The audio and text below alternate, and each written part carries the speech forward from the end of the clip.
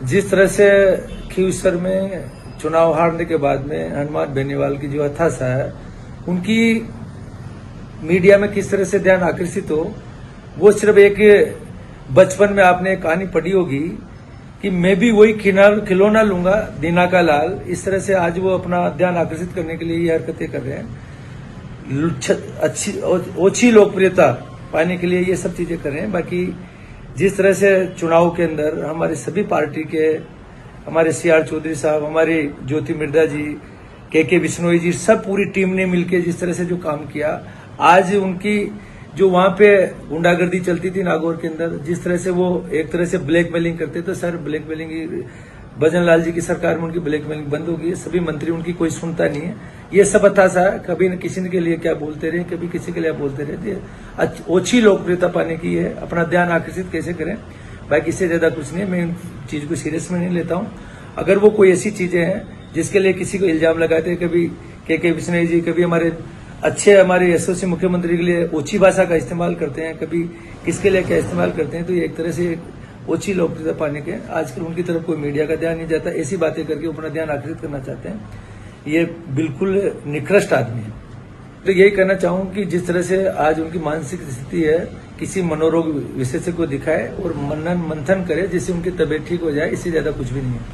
कांग्रेस के कार्यकाल में 19 मुख्य परीक्षाएं हुई, जिसमें करीबन 17 पेपर लीक हुए, जिसके कारण से वो परीक्षाएं रद्द की गई। बेरोजगार युवाओं पर कुठाराघात किया गया।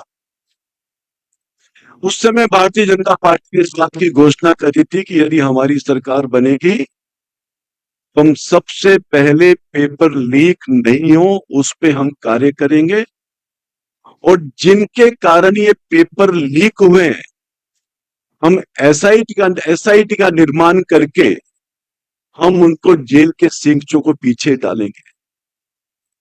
जैसे ही हमारी सरकार बनी, 16/12/2023 को हमारे मुख्यमंत्री आदरणीय भजन लाल जी शर्मा ने सबसे पहले एसआईटी का गठन किया। और हमें ये बताते हुए प्रसन्नता है, उस एसआईटी गठन के बाद जो भी इस पेपर लीक में संलिप्त थे, जो भी उसमें दोषी थे, उन सबको पकड़ के जेल की सलाखों के पीछे डालने का काम हमारी सरकार ने किया। करीबन 292 लोगों को हम जेल में बंद कर चुके हैं।